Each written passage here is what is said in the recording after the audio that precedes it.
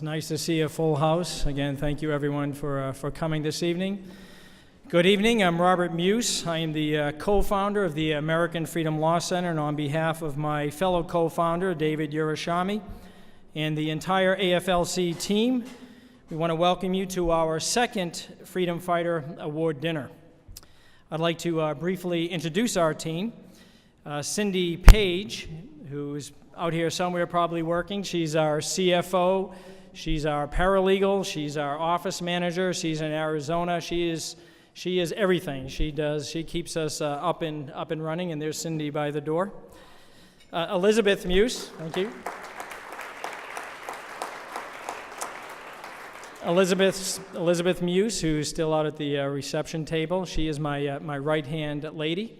She organized this entire event, so thank you, Elizabeth, for your hard work. I'd like to recognize our spouses, my wife, Christine, and David's wife, Miriam. They are literally the heart and soul of the American Freedom Law Center, and we couldn't do what we do without their support.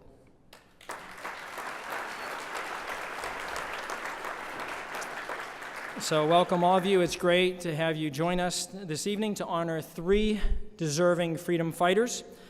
You'll learn more about them this evening, and it will be evident, if it's not already now, why we are honoring them tonight.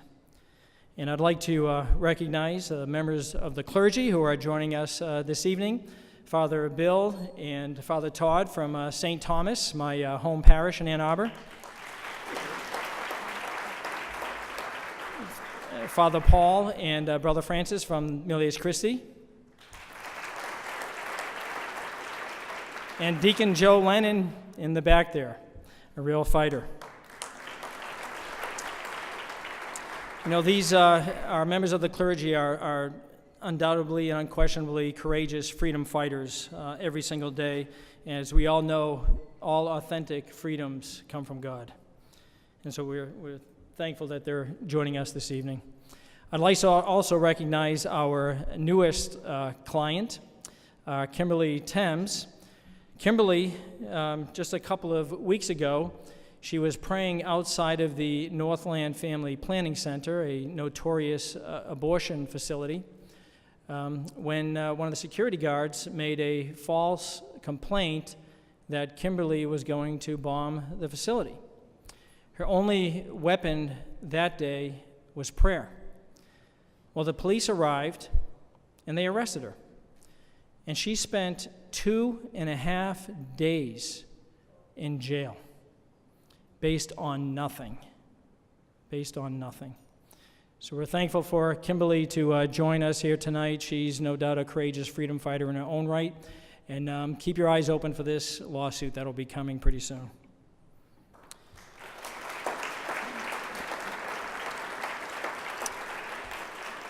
It's also our tradition to recognize our fallen members of the armed services.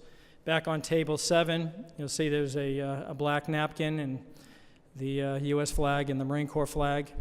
We reserve a seat for those who have made the ultimate sacrifice for our country. They are the authentic freedom fighters. And I'd like to now just take a moment of silence, and if you could say a silent prayer for them, for their families, for those who are at this moment in harm's way.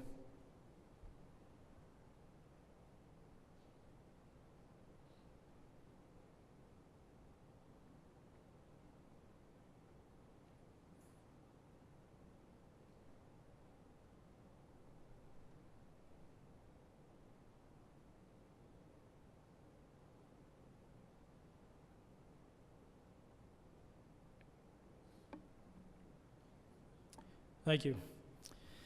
Now I'd like to ask for the Judeo half of our Judeo-Christian team to step up to the podium. I'd like to welcome to all of you David Urashami.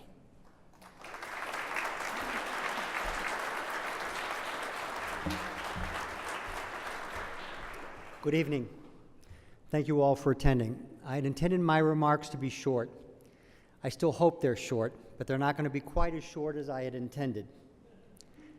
And the reason is because I'm buoyed by your attendance, by the individuals I've had a chance to meet, and mostly by the way in which my colleague, Robert Muse, and his family, his lovely wife, Chris, and their children, have opened up my eyes to the kind of work that we now do under the guise of the American Freedom Law Center.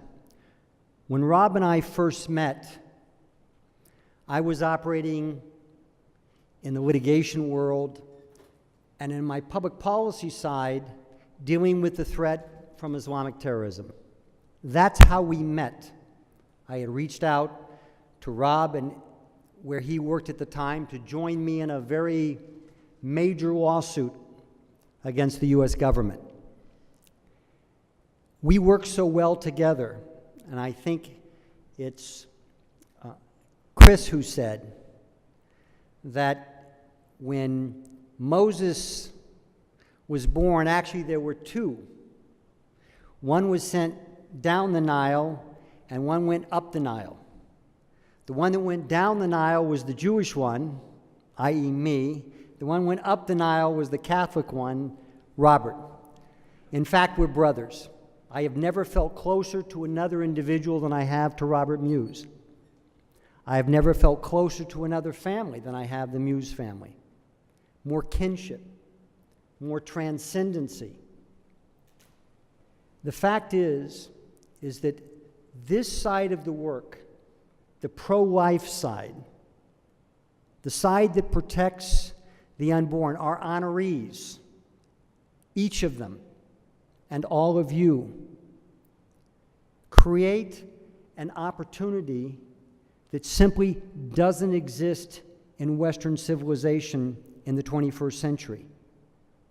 We talk about our new client who suffered arrest. We can talk any number of stories of the abuse that goes on every single day, not just against the unborn, but against those who would seek to protect the rights of the unborn. It's an anathema and it's a shame that in the Western world, we have to expend the kind of energy and effort that we do to protect the unborn. I thought, as a Jew who grew up almost looking like this from the day he was born, in the South, that I had seen all types of discrimination. I had seen the worst of it. I had experienced the worst of it. The truth is, let me back up a second. I thought that when I got into the anti-jihad, anti-Islamic terrorism world, that the attacks and the viciousness directed toward me was about as bad as it gets. And then I saw how we treat those who would seek to protect the unborn. And I was amazed at the viciousness and the animosity. And it proved to me that those of you, and our honorees especially tonight, who have stood up for the unborn are true American freedom fighters and heroes. And I take my hat off. I would take my yarmulke off if that were permissible, to salute all of you and tell you it's an honor and a privilege to be here tonight and to be a partner to Robert Muse, and for our families to be partners in this endeavor, because in truth it is, in fact, our families that give us the opportunity to work 24/7. I work 24/6, Rob works 24/6, and between the two of us we can say that we are a Judeo-Christian law firm that fights for the unborn 24/7. Thank you.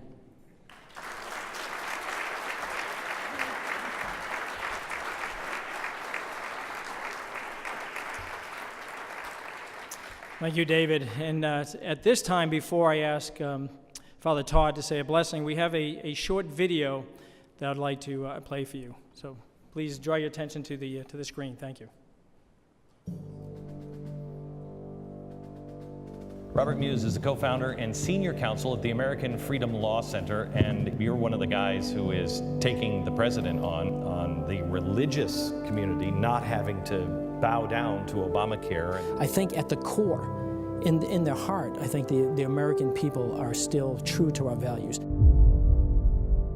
We are so happy to be represented by the expert assistance of the American Freedom Law Center. Robert Muse, David Yerushalmi, and their team, they have done tremendous work for us. Having collaborated for over 4 years on many high-profile cases, my colleague and fellow co-founder David Yerushalmi and I decided to formalize our working relationship by together launching the American Freedom Law Center. David is an Orthodox Jew from New York, and I'm a Catholic with 12 kids here in Michigan. So I like to describe AFLC as the nation's first truly authentic Judeo-Christian public interest law firm. AFLC fights for faith and freedom by advancing and defending America's Judeo-Christian heritage and moral foundation in courtrooms, legislative halls, and the public square throughout America. In 2010, some friends and I were walking out of the International Arab Festival in Dearborn, Michigan, when a group of young Muslims started asking us questions. My friend Nabil is a former Muslim. He's now a Christian, so they were asking him questions about Christianity. One of them even invited Nabil to preach the gospel to them. Nabil was respectfully answering their questions when the Dearborn Police Department showed up, threw us in jail, and charged us with breach of peace. We were from a different state, and there was no way we could spend thousands of dollars going back and forth for court appearances. That's when we heard from a civil rights lawyer named Robert Muse, who said he would handle our legal work for free.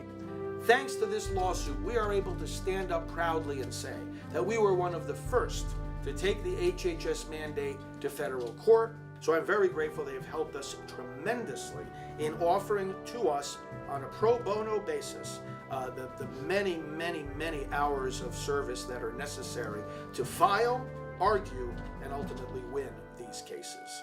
Please know that we run a very lean, efficient, and effective operation. We don't have expensive office space or a bloated staff. Instead, we have a team of experienced professionals who are committed to fighting and winning this battle. I can assure you that every tax-deductible donation we receive is put to good use. We were found not guilty of breaching the peace, and Robert went on to sue the city of Dearborn, the police officers who arrested us, and the mayor. In the end, the city had to pay hundreds of thousands of dollars, but even more important to us, they issued a public apology on the city's website, admitting that we never should have been arrested. You were recently on Glenn's show, and the passion for what you do obviously comes through. What makes you so passionate about this? Well, it's not a job, it's a vocation. You know, this is critically important to me. And when I took that solemn oath, I took that oath, so help me God, and I truly mean it. It's because you got a list of absolutely. big wins. Big wins. That nobody is even talking about. Right, yeah, we're winning these cases. We truly are. You know, and it's a fight. Ronald Reagan reminded us that our freedoms were not handed down through the bloodstream. They must be fought for and protected lest they're one generation away from extinction. And I can tell you, my freedoms aren't going to be extinct for me or my kids on my watch. There are many worthy charities out there doing great work.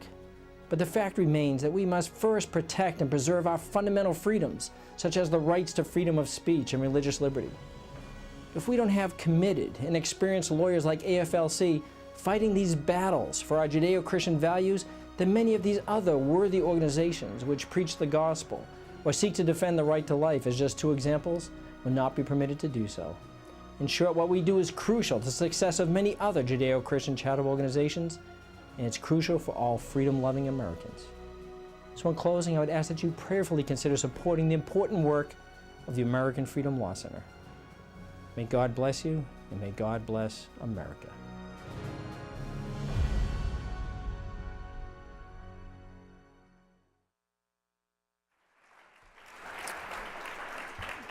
Thank you. At this time, I would invite Father Todd up to say a blessing before the meal.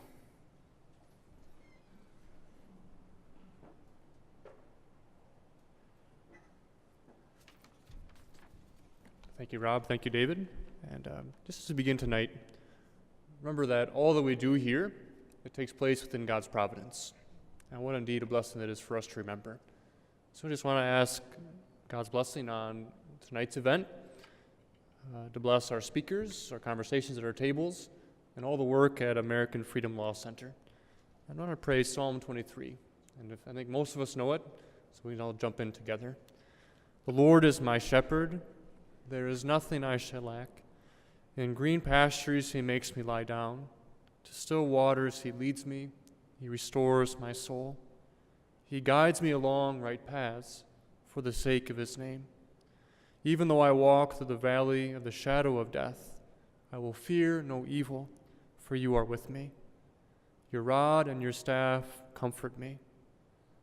You set a table before me in front of my enemies. You anoint my head with oil, my cup overflows. Indeed, goodness and mercy will pursue me all the days of my life. I will dwell in the house of the Lord forever. Amen.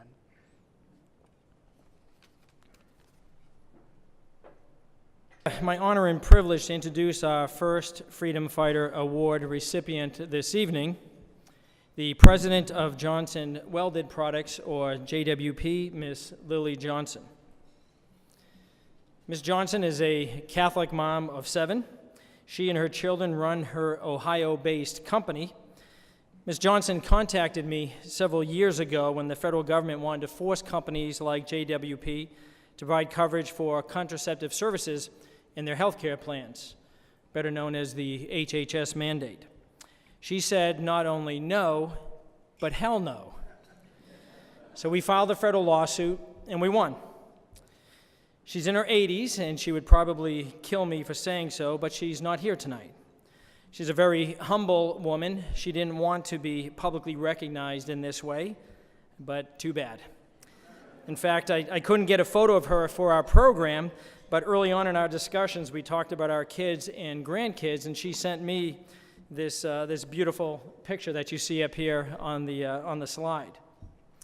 And I know she couldn't resist sending it as we were talking about our children, and it tells you a lot about this woman. But don't be fooled by this humble grandmother, because she is truly a fighter. Indeed, after the government lost the Hobby Lobby decision, it decided to impose the so-called accommodation against for-profit companies like JWP, the same accommodation that the nonprofit religious organizations like Priests for Life have challenged all the way to the U.S. Supreme Court and continue to challenge. And most of the other for-profit companies accepted this so-called accommodation, but not Ms. Johnson. This year, we filed a second federal lawsuit challenging the mandate and so-called accommodation, and we currently have an injunction in place. And the fact remains, we need more grandmothers like Ms. Lily Johnson. Here tonight to accept the Freedom Fighter Award on her behalf is her son-in-law, Nino Vitale. Nino is currently a representative in the Ohio House of Representatives, and I can tell you that he is fighting the good fight on the legislative side, working hard to defend religious liberty, traditional marriage, and the right to life. I know he had to arrange quite a bit of his schedule to drive up here from Ohio today, and we very much appreciate him being here on behalf of his mother. And he and I have had many conversations over the years about various legal issues involving religious freedom and pro-life and family, and we've developed a very good relationship in the process. So it's fitting that tonight Nino Vitale is here to accept the Freedom Fighter Award on behalf of his mother-in-law, Miss Lily Johnson. Nino.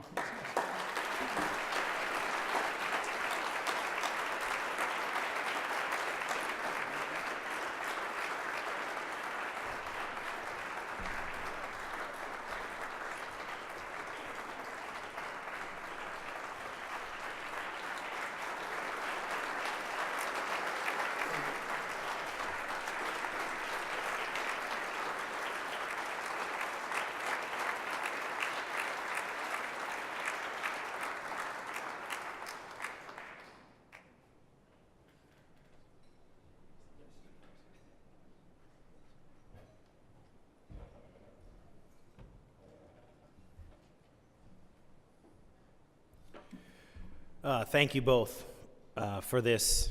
Robert said you have 5 minutes, so being an elected person, I try to double that, right? That's what they always do, is try to double it. So I've made it my personal responsibility to cut it in half. So whenever somebody gives me time. But this picture is actually very fitting, because one of the things that I've been fortunate enough for 19 years is to be with who I call mom. I have the pleasure of having a mother-in-law that I call mom. And What this picture says is, don't look at me, look at what I'm trying to do. And that it really is very fitting of Mom, because that's what she's about. We have this constant problem in everything this woman's done all over the community. Everyone wants a picture, everyone wants her to come do this, do that, and she won't do anything. She just does the right thing in the background and goes on about her business. This is a woman who raised 7 kids, taught at a Catholic school, taught English, and then her husband passed away, had a business with somewhere around 12 employees, and she said, well, I've never done that before, and I don't want to pay those taxes. So she said, I guess I'll go in and see if I can make a roll of this. And now we have 415 people, work 3 shifts, and virtually every truck or school bus that you pass on the road, their air brakes were made at our family business. So when you hear that psst, when the truck stops, I always tell people we're full of air. Not hot air, just air. So, but just to end, that's Mom. So it's kind of fun. I mean, I'm in downtown Columbus at the State House. I see the rapid transit come by. I'm like, yeah, we make tanks for that. Yeah, we make tanks for them. So, and you know, she did it, not me. I mean, I've only been around 19 years. The business has been around 46.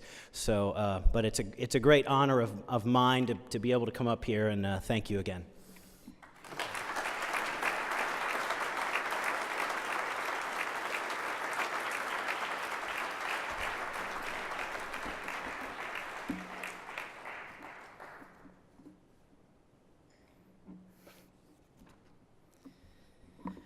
Our next Freedom Fighter Award recipient is Greg Cunningham, the Executive Director of the Center for Bioethical Reform, or CBR.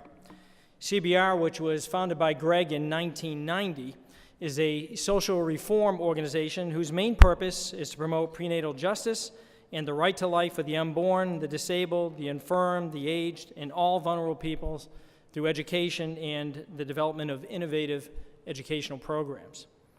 Greg is a longtime client and, more important from my perspective, a friend.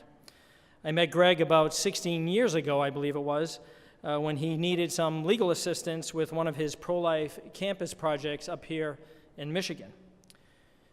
Greg is no stranger to controversy. He is definitely a fighter, and I would put him in the same category that I would put David and me, and that is this. He is a world-class professional troublemaker, and he makes trouble in a very good way. Now, Greg and I have litigated many First Amendment cases together over the past years, won many court battles, have established important precedent for pro-life demonstrators.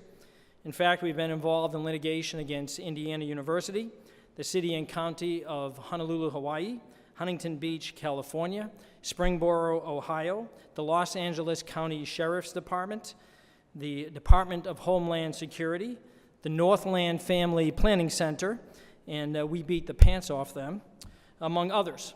And we are currently involved in litigation against the Irvine Company in California and the State University of New York at Buffalo. The reality is we couldn't do what we do without clients who are willing to stand up and fight. David and I are just advocates, right? We represent the causes of our clients, and unless we have fighters like the individuals that we're honoring tonight, we couldn't do what we do. And Greg is very much a frequent brother in arms, and indeed a freedom fighter, and much deserving of the recognition tonight. So please welcome Mr. Greg Cunningham.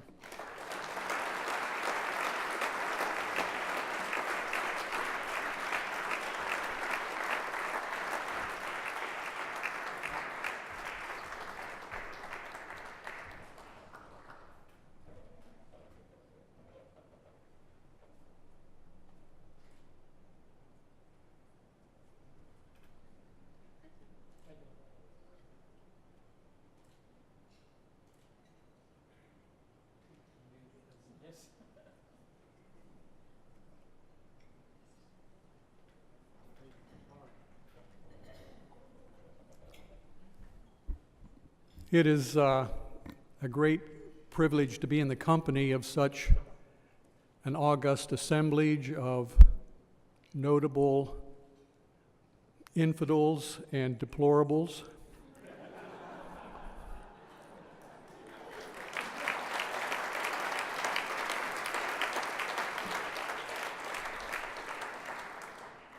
I can assure you, and I don't want to become inordinately political, but Hillary Clinton would think you deplorable even if you did not support Donald Trump, just by virtue of your presence here tonight. Rob, it was too modest when he made reference to our lawsuit against Indiana. There's an Indiana University and a University of Indiana, and I always get them confused. I think it's Indiana University. The great bane of my existence is that nobody was willing to represent us before Rob came along and was joined by David. We are anathema because the work we do does not fundraise well. And I was finally able to get an attorney to represent us in a fight that we were having with Indiana University, and notwithstanding a lot of brave academic rhetoric about expressive rights on university campuses, we have to fight our way onto virtually every campus onto which we go with the large abortion photo displays that we exhibit. And we were an inch away from losing a lawsuit, a First Amendment suit, against the university because the young man, a very nice young man, who was representing us, had headed off in a bad direction. And the worst kind of client an attorney can have is another attorney, because that's a client who thinks he's smarter than his counsel. And he and I were butting heads over the direction in which the case should go.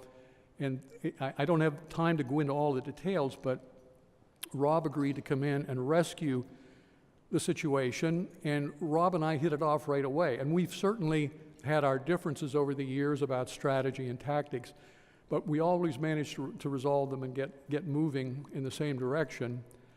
And Rob said he couldn't do the work he does without us. We couldn't do the work we do without him. The work we do is data-driven. We are empiricists. And we began this work some years ago by studying the history of social reform, going back centuries in the Western world, to identify principles of reform that were invariably associated with successful campaigns against injustice, whether slavery or the slave trade or child labor or Jim Crow or whatever. There are certain principles that are invariably associated with successful reform. And among those principles is a commitment to taking invisible injustice and making it visible. And the problem with taking invisible injustice and making it visible is that nobody wants to see it. And if you make people look at it, everybody gets angry at you. But if you don't make people look at it, public opinion doesn't change, and as a consequence, public policy does not change. And the reason we have a hard time finding attorneys to represent us is because our work makes everybody's skin crawl. And it's truly remarkable to me that David and Robert are willing to take our cases, and more than that, that they're willing to give an award to arguably their most annoying client. And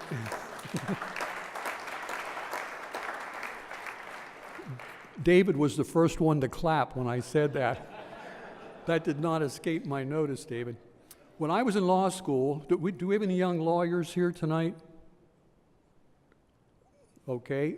Are they still teaching legal ethics in law school?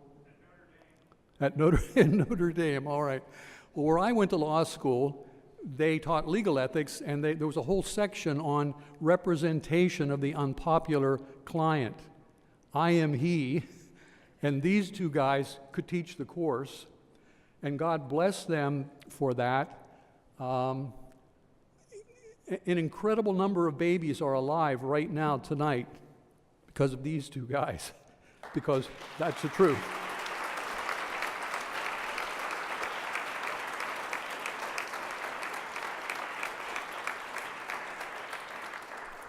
All those lawsuits Rob described are heads on a pike, and we parade them around, and everywhere we go, people are afraid of us, and they should be afraid of us, because it's these two guys they're really afraid of. And all the adversity that has to be overcome to show people the horror of abortion in any public space, and all of the persecution it invites, and all of the attempts by public officials to suppress this sort of imagery, require pushback that has to be more than bluffing. It has to be serious.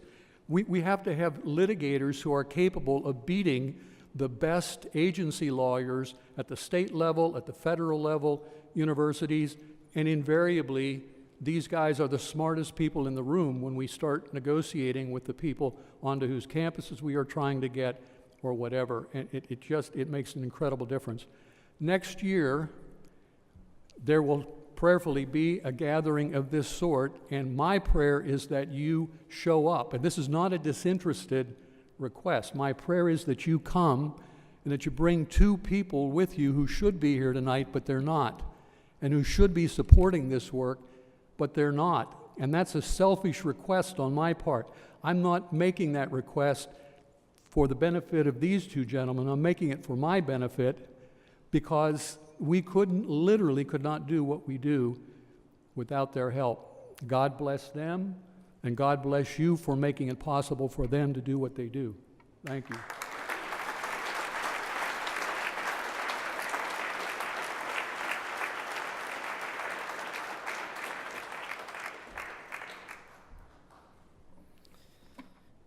Thanks, Greg. Really appreciate it. And our final Freedom Fighter Award recipient and the keynote speaker for this evening probably needs little to no introduction to this crowd. Father Frank Pavone is the National Director of Priests for Life. He is a staunch and incredibly effective advocate for life. He is certainly well known within Catholic circles, but his message certainly goes far beyond. There's no doubt that he is blessed with a special vocation, and God has given him special talents to succeed at his vocation in defense of life. He truly is a voice for those who suffer in silence. Father Pavone has dedicated his life in service to the church, having been ordained in 1988. And he is truly a fighter for freedom, and our first freedom is the right to life, because if you surrender that right, there are no others.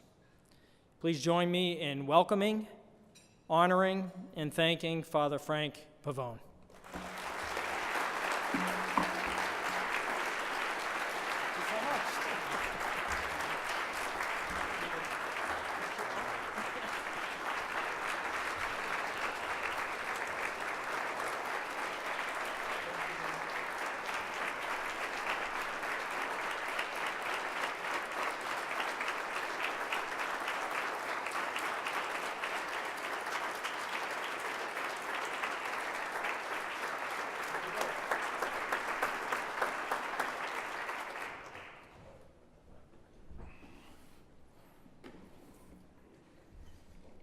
Well, thank you, David and Rob. Thank you all, brothers and sisters. You are here tonight in support of the American Freedom Law Center, and in your gratitude and honoring of myself and the other two recipients of this award. But the sentiment that I have really is for gratitude to David and Rob and this work in defending freedom, American freedom, and in doing so, in doing the legal work, and as has already been said here, making it possible in the first place for groups like Priests for Life to defend the rights that we have. Of course, having rights, how many people, knowing that they have rights, are incapable of defending them because they don't have the resources to defend them? And this, of course, should not be the case.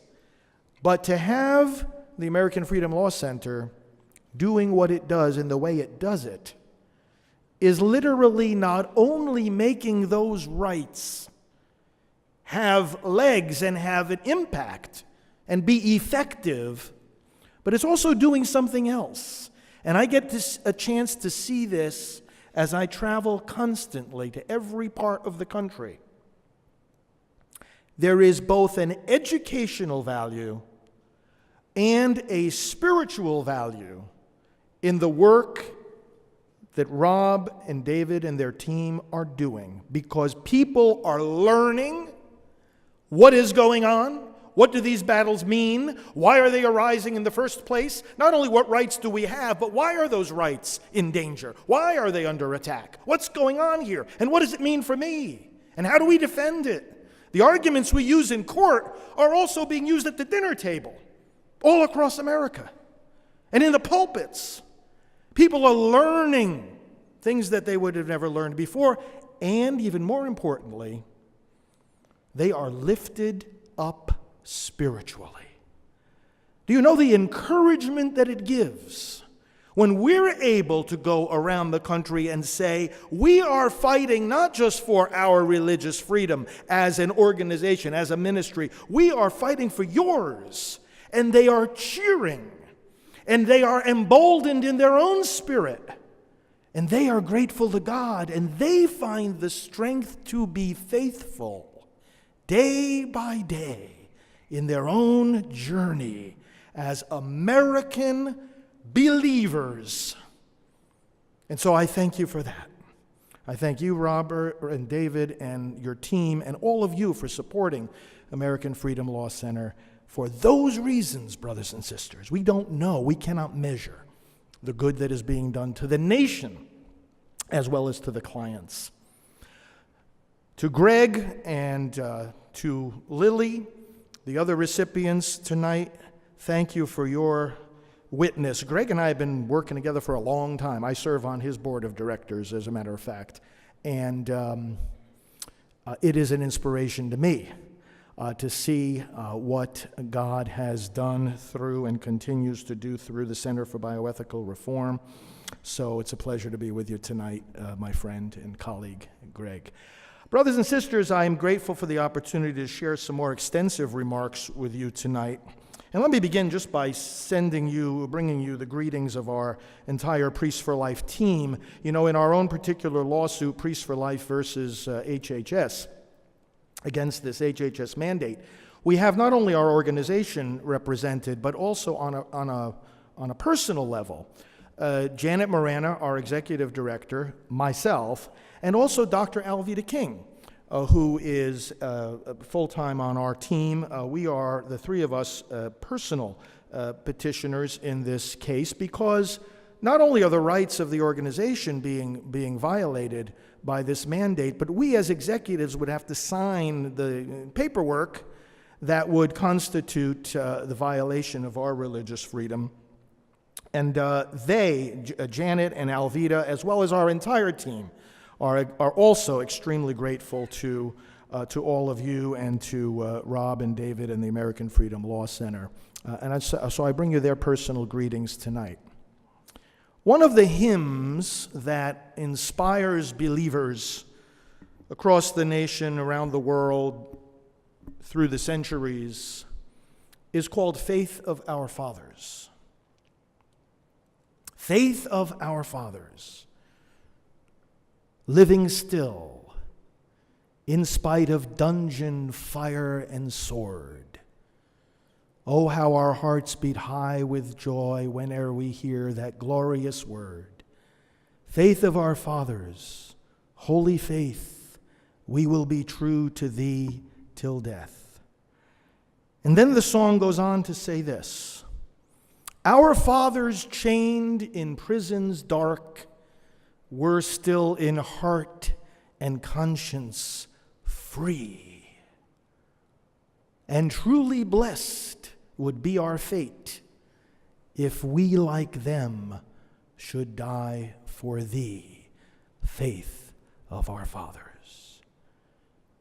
Brothers and sisters, this is no small thing that we are doing when we say that we're defending religious freedom. Religious freedom. It goes to the very core of what it means to be human, what it means to have human dignity. This podium does not have human dignity. Our pets, our dogs, our cats, they don't have human dignity. And in what sense is that true? It's in the sense that we alone as human beings have a capacity to relate to our Creator. This is at the core, the essence of the distinction between human beings and anything else that has been created. We have a capacity for a relationship with the one who made us, to actually know who He is. Creation proclaims the glory of God, as the psalmist tells us, but it doesn't know it. The mountains show His majesty. Lightning, thunder, waterfalls show His power. The laws of physics and astronomy show His wisdom. But the stars, the planets, the mountains, the rivers, they don't know it. They're giving praise to God, but we're the only ones who understand it and can voice that praise with understanding and can assent to that praise with free will and can enter into a give and take and receiving and giving love with the one who is love and is life and is the source of all this.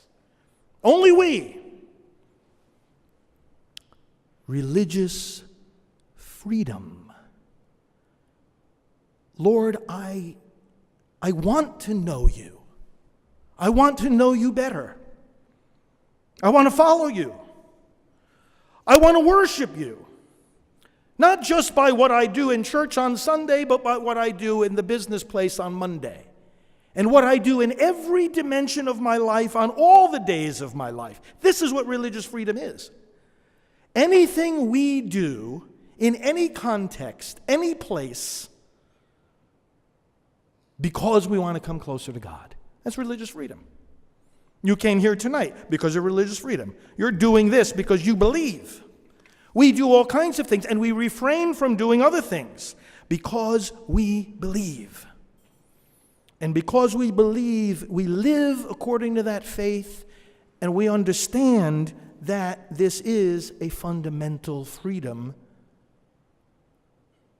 And it literally is part of what makes us human. Now, the law is supposed to protect that.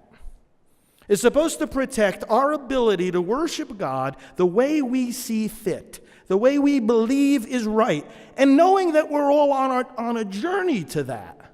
People are seeking God. People come to different conclusions about the Word of God and about who the Lord is and about what He does expect of us in life. And religious freedom says not that there is no such thing as religious truth, because in our Judeo-Christian stance, we know that God has not been silent. He speaks. And He speaks in a way that we can actually understand. So it's not, religious freedom is not to say, well, anything you might want to say about religious matters is equally true. No, it's not. God reveals truth. What it is to say is that because of the dignity of the human person, people need to be able to seek it and embrace it freely. You don't impose the truth on people. You give them the freedom to seek it and to live it as they understand it. That's the freedom that we're defending. And the defense of life and the defense of the freedom to defend life go hand in hand, integral to one another. And we've come full circle, because in the earlier days of the abortion debate in our country, we would always be seeing these magazines coming from the false group Catholics for Choice, and false in the sense that they are not Catholic. The bishops have said as much. But you know what the name of their magazine was from the beginning? Conscience. And so they put themselves forward as the defenders of conscience and of choice. And things have come full circle, haven't they? Because we who are the defenders of life now have to be the ones that stand up and say, we have a conscience that cannot be violated. And we are the ones defending choice while they are the ones trying to impose abortion and other evils on the rest of us. Why is such a fundamental freedom as religious liberty and such a fundamental good as life itself, why are these things under attack? What's going on? What went wrong? And brothers and sisters, we can summarize it very simply. Forget the Creator, and the creature becomes unintelligible. That's why. That's why we've forgotten what it is to be human. That's why we've forgotten the sanctity of life. That's why we've forgotten the root of freedom. Because we've forgotten the one who gave us these things.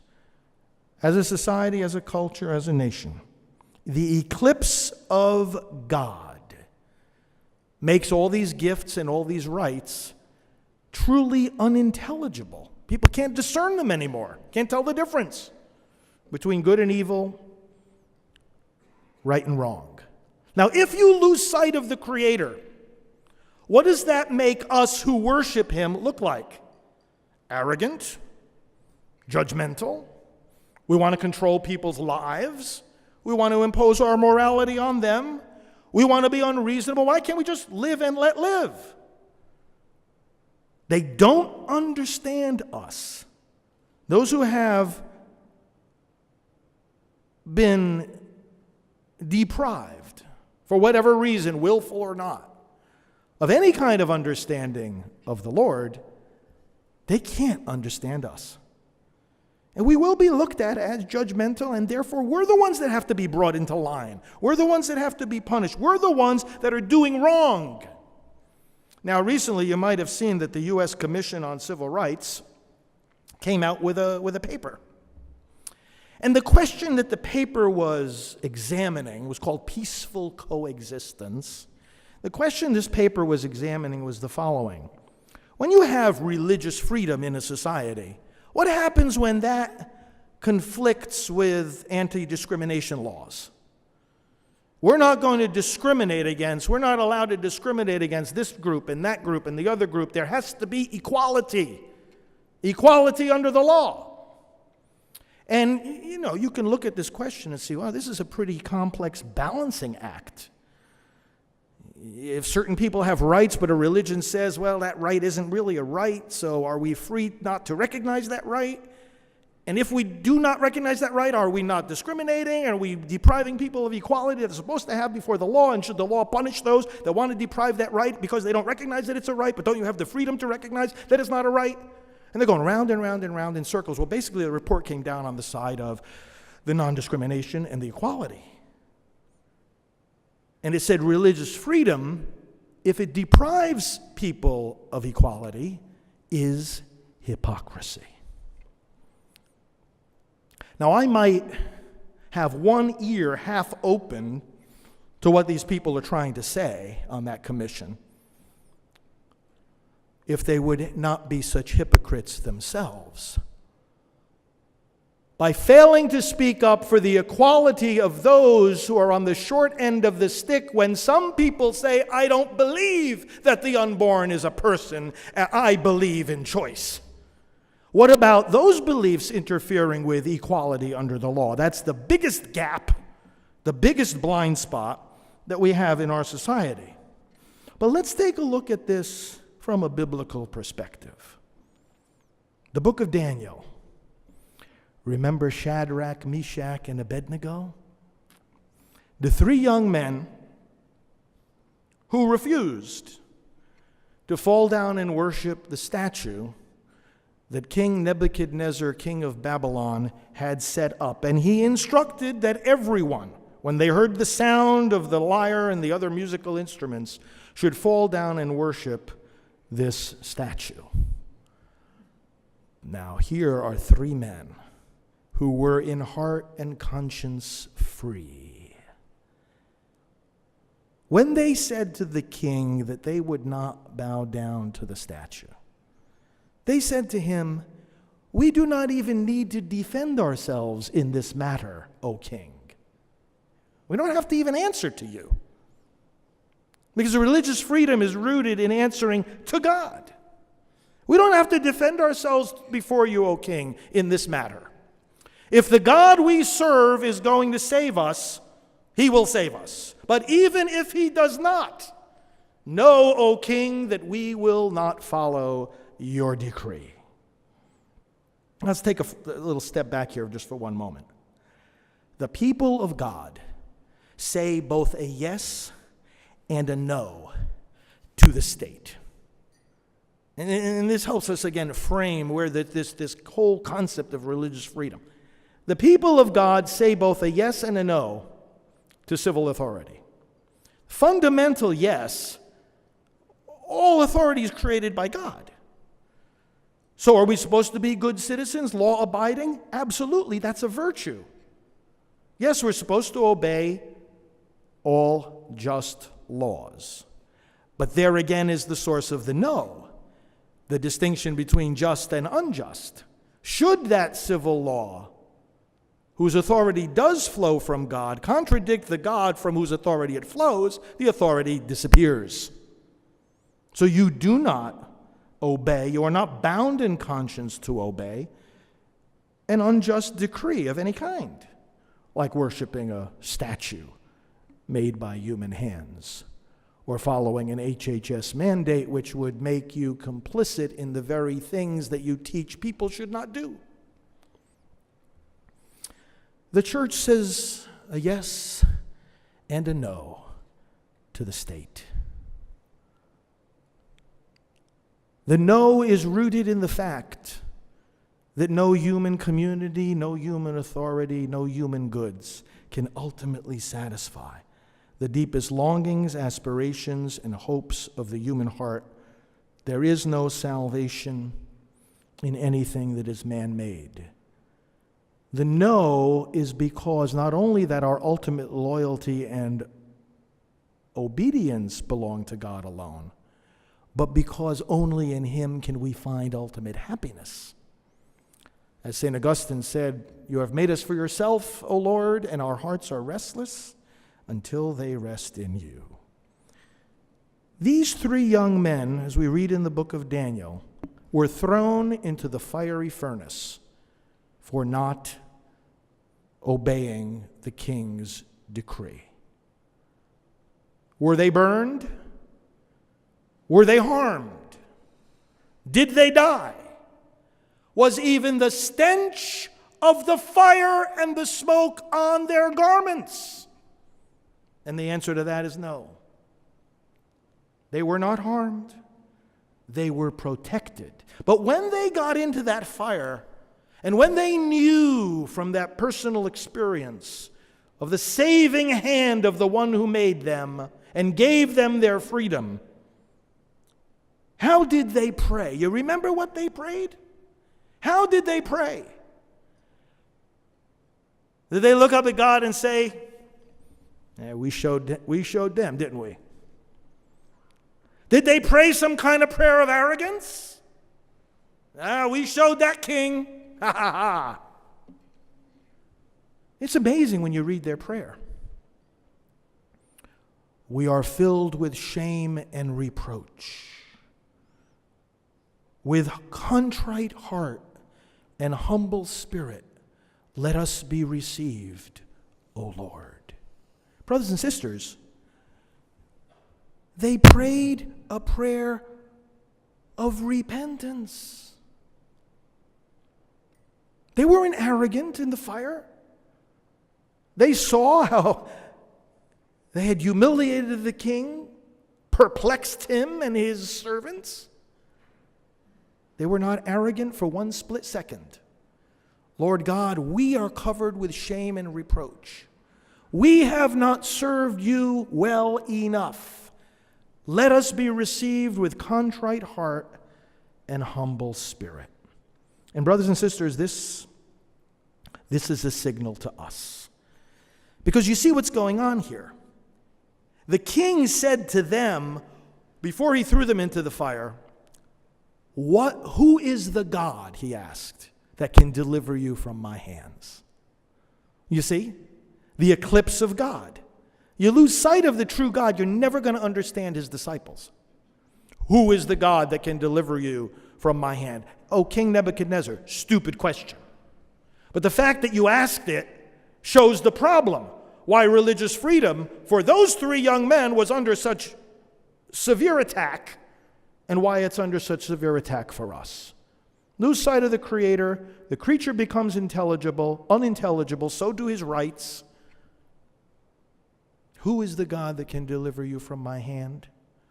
But we who recognize that God, because we recognize him, also recognize our own sinfulness. The recognition of him doesn't make us think we're better than other people. It's exactly the opposite. The ones who don't recognize him think they're better than other people, because there's no other standard to go by. Either I'm better than you or you're better than me. But if we're all under the same standard, if we're all answerable to the same God, if we're all under the law rather than the ones that write the law, then we're going to be humble all the time. We're going to be humble in victory or defeat, in joy or sorrow. We're going to be humble. We're going to be repenting every day. It starts with repentance. It starts there, brothers and sisters, not arrogance. It is arrogance that makes us think that something we make can possibly be God. I want to read for you a passage from the book of Wisdom. This is funny. It's a satire. It's very sarcastic against idolaters. It's from Wisdom chapter 13. I'll just read it for you. It makes the point. It talks about a wood carver who makes a table or a podium or whatever he was making, a chair. And then it says this: "Then the good-for-nothing refuse, crooked wood grown full of knots, he takes and carves to occupy his spare time. He patterns it on the image of a man or makes it resemble some worthless beast. When he has painted its surface with red stain and daubed over every blemish in it, he makes a fitting shrine for it and puts it on the wall, fastening it with a nail. Thus, lest it fall down, he provides for it, knowing that it cannot help itself. For truly it is an image and needs help. But when he prays about his goods or marriage or children, he is not ashamed to address the thing without a soul. And for vigor, he invokes the powerless. And for life, he entreats the dead. And for aid, he beseeches the wholly incompetent.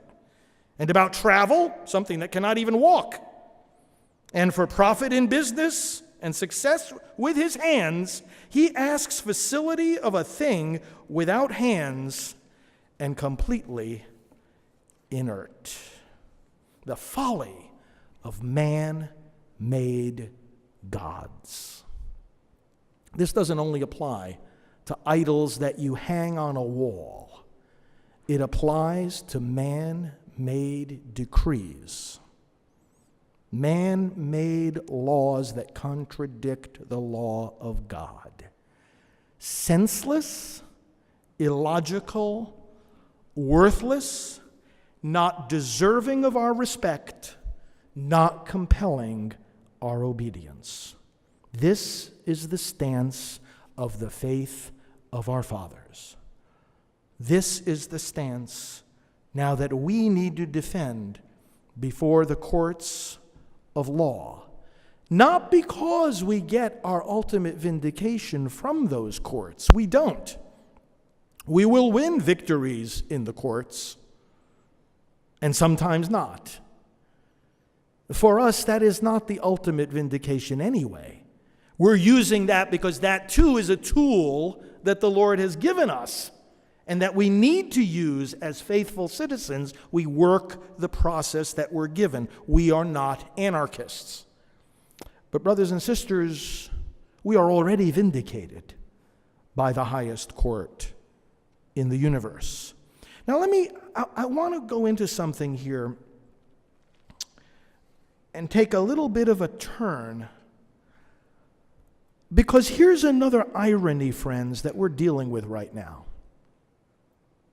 And this is one of the biggest obstacles.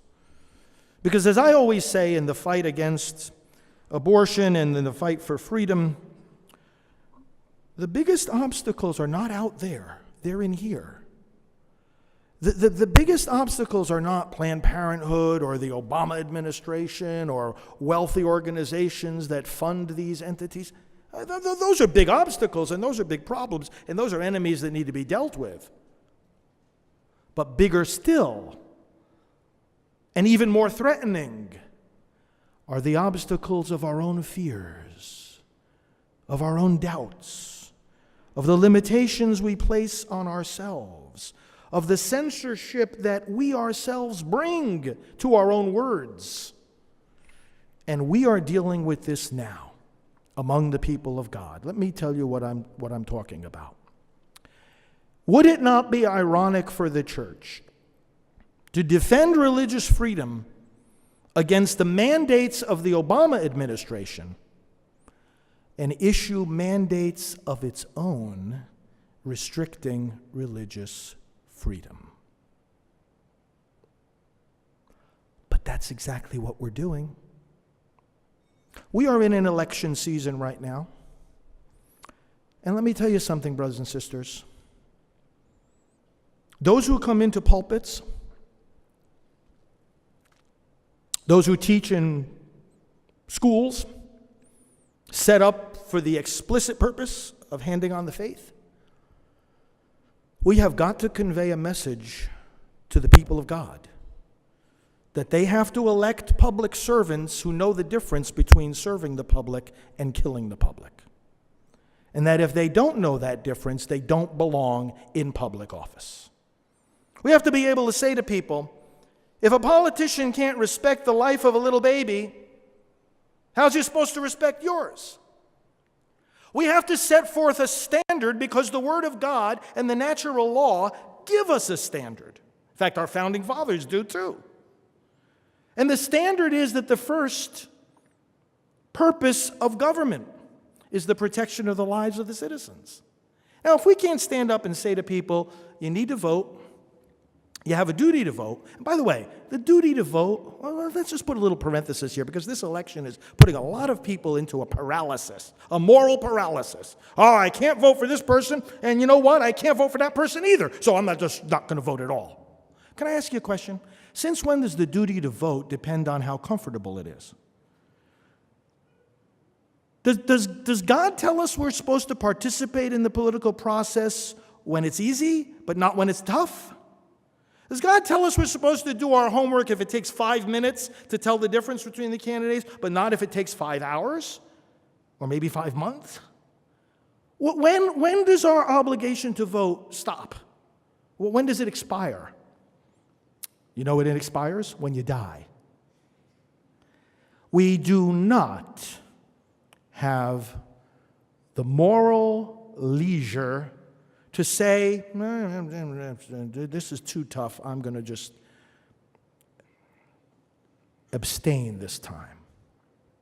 Do we think that by abstaining from voting, we don't share any moral responsibility for the outcome? See, this is what some people are trying to do. I will feel more pure by not having cast a vote in this particular race. Because I think both of the choices they stain me. They corrupt me. Oh, really? So you're going to be morally pure by not voting. How? How is your not voting when you could have voted not also affecting the outcome? It is. The news flash here is that we're responsible either way. That's why at the beginning of the Catholic Mass we ask forgiveness for what I have done and for what I have failed to do. Because failing to do something also has consequences. And when we're in a situation where, sure, isn't every race a situation, in fact, isn't just about every choice in life a situation where we are balancing the imperfect? What choice in life is between the perfect and the evil? I don't know. It's hard to think of any. A choice between, do we really have choices between perfect and evil? Or are not all our choices some kind of balancing act, some kind of, well, I make the best of what I have, make the best of what we have? Every time we go to a restaurant, if something's not on the menu, you make the best of what is on the menu. Of course, you can decide to fast altogether, but that has consequences too. The fact of the matter is, we are always doing this. Sometimes it becomes a little more clear than at other times. But in the election process, let me get back to the main point I'm trying to make. I want to go to a Supreme Court decision here. And I'm quoting here from my book, Abolishing Abortion, which I had published last summer through Nelson Books, Thomas Nelson, precisely to be timed for this election year.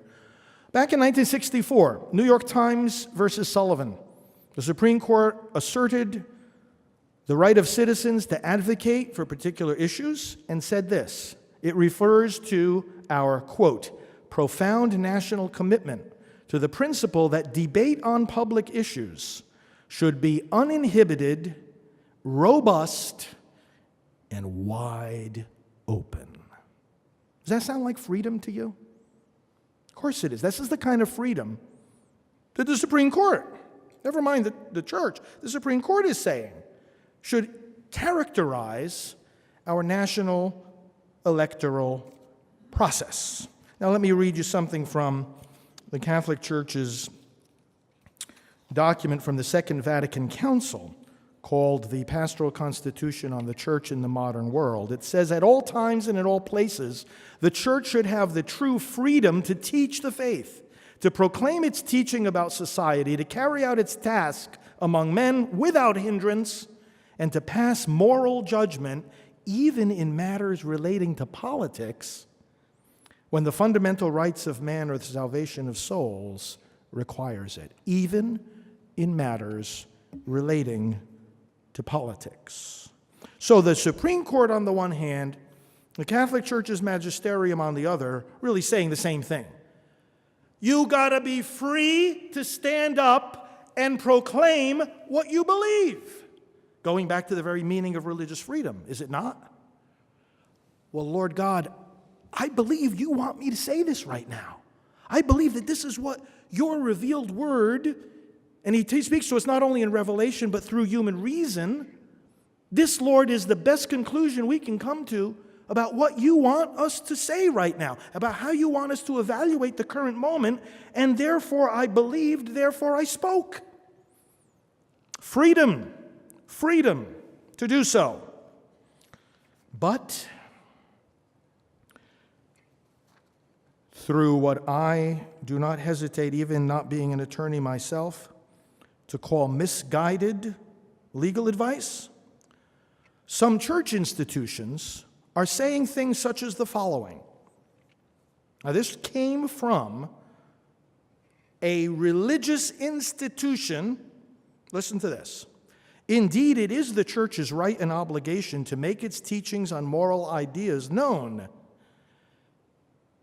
as long as these teachings do not run afoul of the rules on political activity. I'm not making this up. This was a decree that came out from a religious body to its adherents, telling them, be careful not to violate the rules on political activity that say you could lose your tax-exempt status if you intervene in a political race.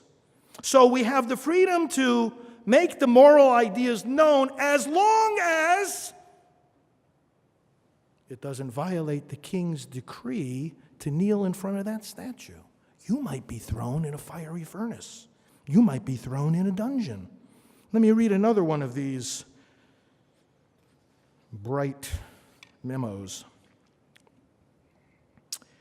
Websites sponsored by the church or affiliated organizations must be careful and diligent about not promoting or discrediting any political party or candidate. Friends, think with me for a moment here. We're not to even appear to promote or discredit any political party or candidate. Now, The problem I have with advice like this, if this decree were to come across my desk from a religious authority, here's the problem I have. There's no way to fulfill that advice. There is no way to fulfill that advice. How can I proclaim the moral truth that abortion is the killing of a child, that government needs to protect that child, that that child has a right to life that cannot be infringed? How can I proclaim that and not appear to be discrediting a political party that says just the opposite? You tell me how I do that. The only way not to discredit a party that comes up and says the opposite, namely that there should be unrestricted abortion and the child does not have any constitutional rights and does not need to be protected, the only way I can avoid appearing to discredit them is to be silent about the church teaching and the moral law, and therefore I discredit myself. You know what? Given the choice between discrediting myself and discrediting them, I'm going to discredit them.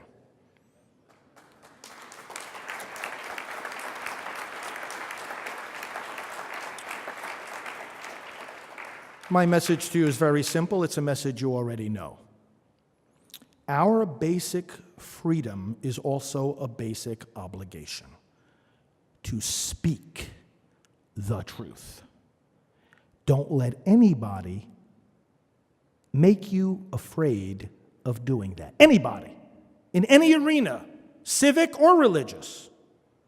Because ultimately, it's about a one-on-one relationship between you and the one who made you.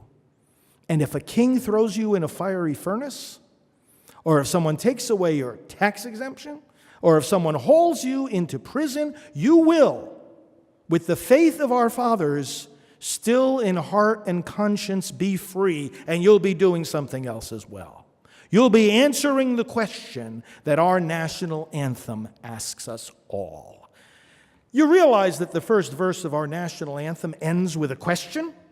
And it ends with a question because it calls for an answer down through the centuries.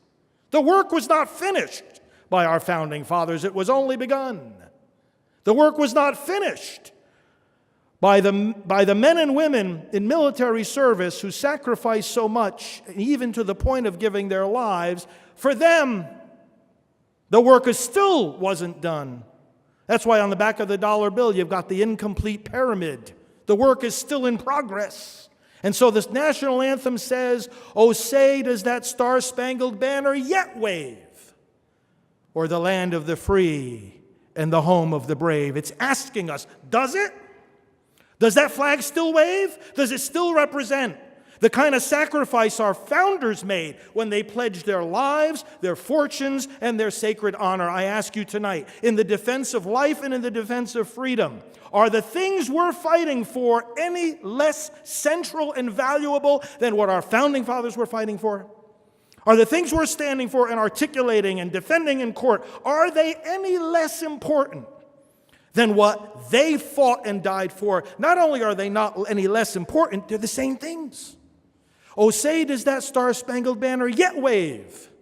Are you still pouring out everything? Are you still pledging your lives, your fortunes, your sacred honor? Are you still realizing that there's nothing more important because it's what defines you as a person? Are you going to be faithful to the one who made you, or are you going to bow before the pressures of time? Brothers and sisters, we have an answer to that question. And the answer to that question is yes. Yes, it does still wave because we are still as inspired as they were who founded this nation. We have just as much understanding as they did. We know what the principles are on which this country was founded. That's why we're here tonight to support the American Freedom Law Center. And that's why, brothers and sisters, we can sing the words with a clear conscience. Faith of our fathers, living still in spite of dungeon, fire, and sword. Our fathers chained in prisons dark, we're still in heart and conscience free. Faith of our fathers, holy faith, we will be true to thee till death. God bless you.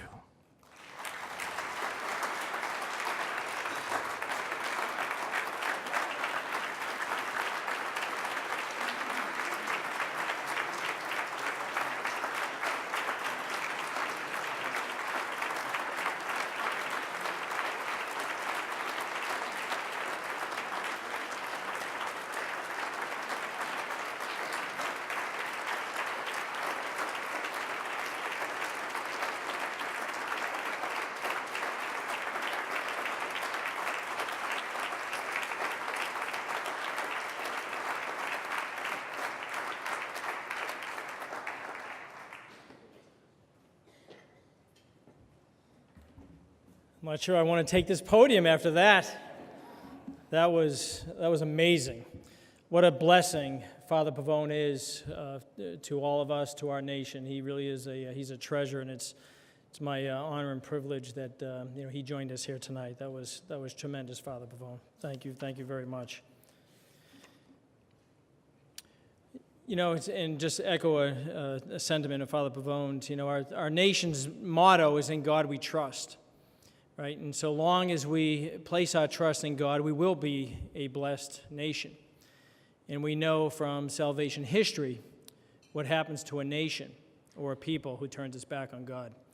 And I think that sums up unfortunately, the direction that we're headed. So, but boy, he fired me up tonight, and it's hard to get me more fired up than than I normally am, but he did that for sure. So thank you again. And I want to thank all of you again for joining us tonight. I want to remind all of you in front of you, you have those nice American Freedom Law Center mugs. They are yours to keep. They're our gift to you for coming tonight, and hopefully you'll remember us at your morning cup of coffee and just take a moment and say a prayer for us and for our clients, because I said we couldn't do what we do without our clients. And hopefully you got a sense tonight that the work we do is critically important, not just for them, but as Father Pavone says, when we're defending the freedoms of Priests for Life before the Supreme Court in the HHS mandate case, or the Center for Bioethical Reform and Greg Cunningham to be on a college campus, or Kimberly Thames, who spent 2.5 days in jail because she just prayed outside of an abortion clinic. When we're defending their freedoms, we're defending all of your freedoms as well. And at the end of the day, we are a nonprofit, a public interest law firm. That means all the work we do is pro bono, for the good. And without the support of generous people like you, we couldn't do the work we do. It's that simple. We couldn't provide the legal services to groups and individuals and organizations who couldn't find it elsewhere. So we really do need your support tonight and beyond tonight.